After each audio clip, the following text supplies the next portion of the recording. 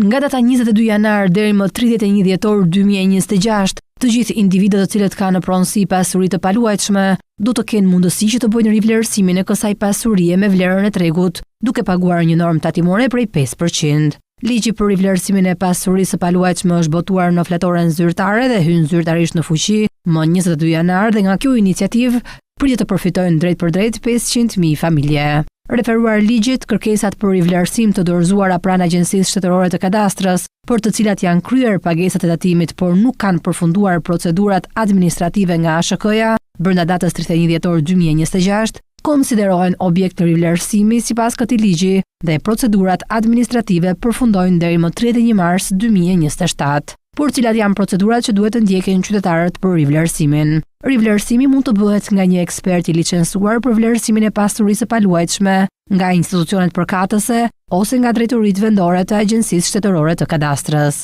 Në rast se individi vendos të kryejë rivlerësimin me vlerën e tregut, atëherë ai zgjedh një ekspert të licencuar. Aplikimit të tij për rivlerësim të pasurisë së paluajtshme i bashklidhet edhe akti i vlerësimit të ekspertit. Në këtë rast, drejtoritë vendore të Agjencisë Shtetërore të Kadastrës përllogarisin bazën e tatueshme e cila llogaritet si diferencë ndërmjet vlerës së pasqyruar në aktin e vlerësimit të ekspertit, e cila nuk mund të jetë më e vogël se çmimet fiskale në fuqi në momentin e rivlerësimit, dhe vlerës së regjistruar të pasurisë ose vlerës së rivlerësuar sipas ligjeve të mëparshme të rivlerësimit, për të cilën është paguar tatimi, si dhe tatimin që duhet të paguajë individi për të regjistruar këtë rivlerësim. Në rast se individi vendos që rivlerësimi të kryhet me çmimet minimale fiskale në fuqi, atëherë ai aplikon pranë Agjencisë Shtetërore të Kadastrës dhe ky fakt shprehet në formularin që i bashklidhet aplikimit të tij për rivlerësim. Në këtë rast, drejtoritë vendore të Agjencisë Shtetërore të Kadastrës përllogarisin bazën e tatueshme, e cila llogaritet si diferenca ndërmjet vlerës së dalë nga rivlerësimi me çmimet fiskale në fuqi